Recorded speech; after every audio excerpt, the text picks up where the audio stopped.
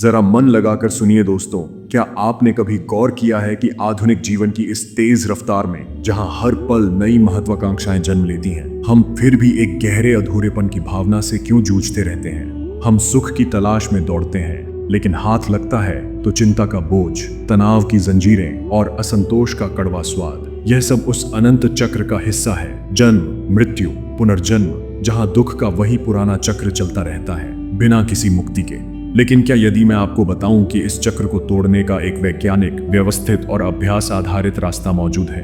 लगभग 2500 वर्ष पूर्व एक साधारण राजकुमार सिद्धार्थ गौतम ने इसी मार्ग को अपनाकर बुद्धत्व की पराकाष्ठा प्राप्त की। यह कोई अलौकिक चमत्कार या भाग्य का खेल नहीं था, बल्कि मन की गहन शक्तियों को जागृत करने का एक क्रमबद्ध अभ्यास। इस अभ्यास को हम 10 पारमिताओं के रूप में जानते हैं। ये 10 आध्यात्मिक शक्तियां या परिपूर्णताएं हैं जिन्हें विकसित करके कोई भी साधारण व्यक्ति, चाहे वह कितना भी व्यस्त क्यों न हो, आत्मज्ञान की ओर अग्रसर हो सकता है और आंतरिक शांति का अनुभव कर सकता है। ये पारमिताएं न केवल नैतिक गुण हैं, बल्कि जीवन को परिवर्तित करने वाले शक्तिशाली उपकरण हैं जो मन को शुद्ध करते हैं, इच्छाओं की गुलामी से मुक्त करते हैं और निर्वाण की दिशा में ले जाते हैं। आइए इन 10 पारमिताओं को एक एक करके विस्तार से समझें, उदाहरणों, अभ्यास के तरीकों और उनके दीर्घकालिक लाभों के साथ। पहली पारमिता, दान, उदारता और निस्वार्थ देना।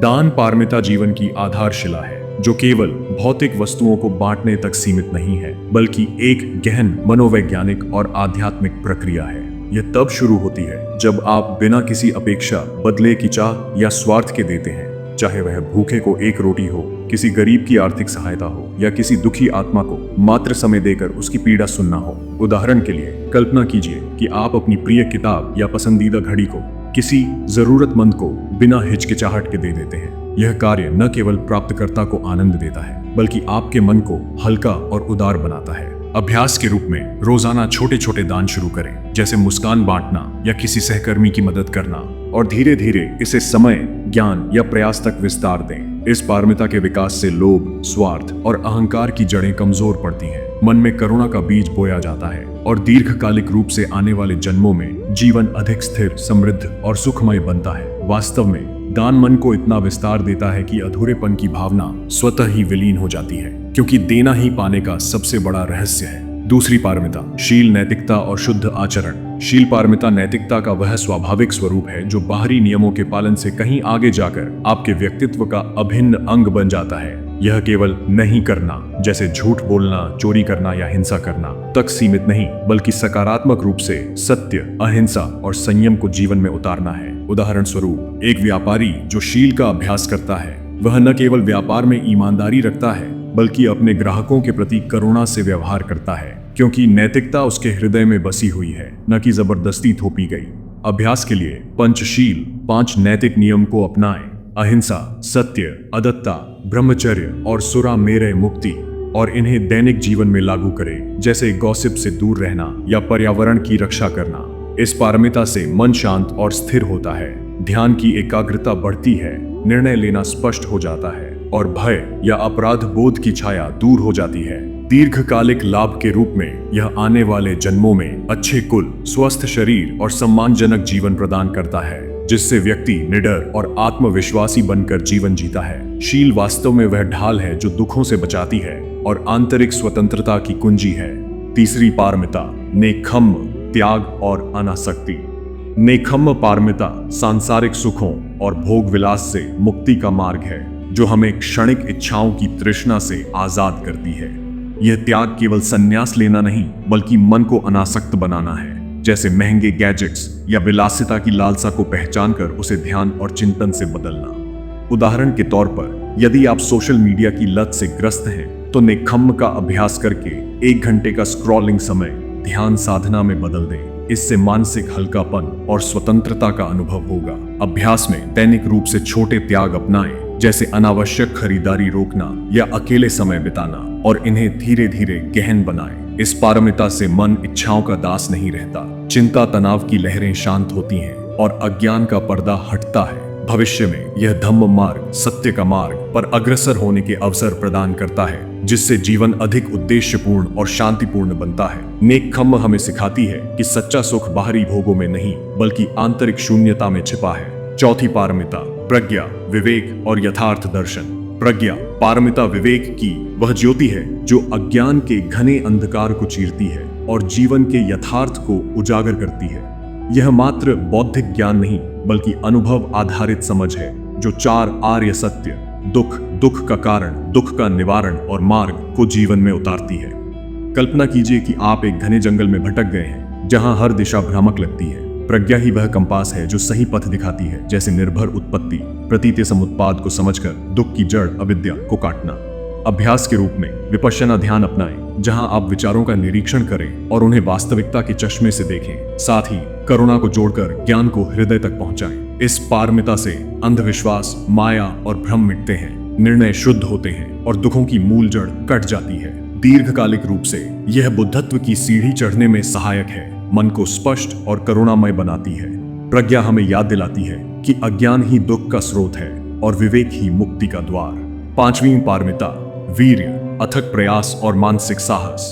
वीर्य पारमिता वह अटूट ऊर्जा है जो आलस्य, निराशा और हताशा को जड़ से उखाड़ फेंकती है और हर बाधा को पार करने का साहस प्रदान करती है। यह शारीरिक शक्ति से अधिक मानसिक दृढ़ता है, जैसे बुरे विचारों, क्रोध, लोभ से लड़ना और सद्गुणों, करुणा, सत्य को पोषित करना। उदाहरण के लिए, यदि कोई लक्ष्य दूर लगे, जैसे दैनिक ध्यान की आदत डालना, तो वीर्य आपको हर सुबह उठने और प्रयास जारी रखने की प्रेरणा देता है।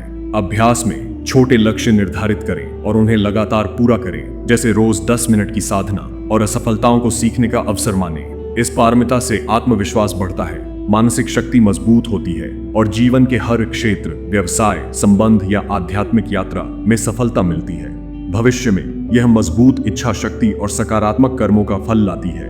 वीर्य हमें सिखाती है कि साहस बिना प्रयास के फलित नहीं होता और यही प्रयास ही परिवर्तन का इंजन है। छठी पारमिता खांति, सहनशीलता और शांति की कला।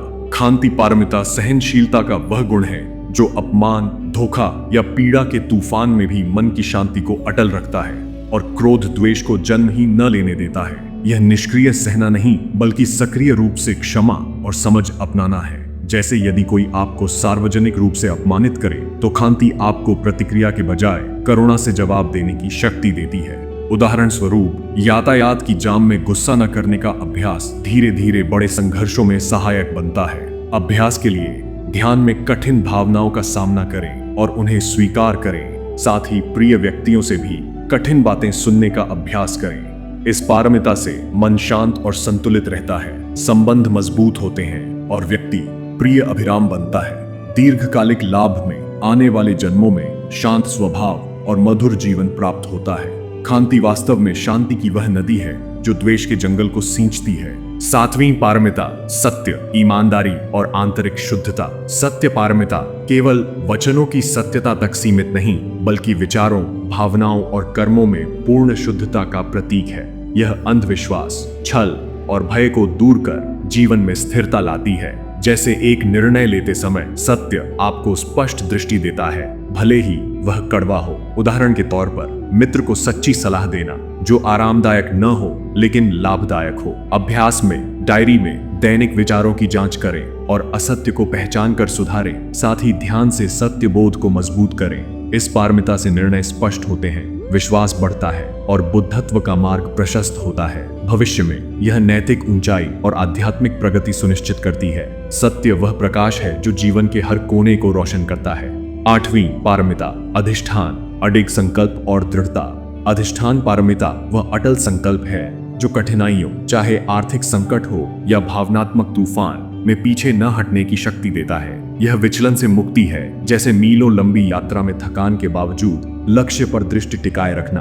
उदाहरण स्वरूप, एक लेखक जो असफलताओं के बाद भी किताब पूरी करता है। अभ्यास के लिए दैनिक संकल्प लें और बाधाओं को अवसर माने। ध्यान से मन को स्थिर रखें। इस पारमिता से उद्देश्य प्राप्ति आसान होती है, मन मजबूत बनता है।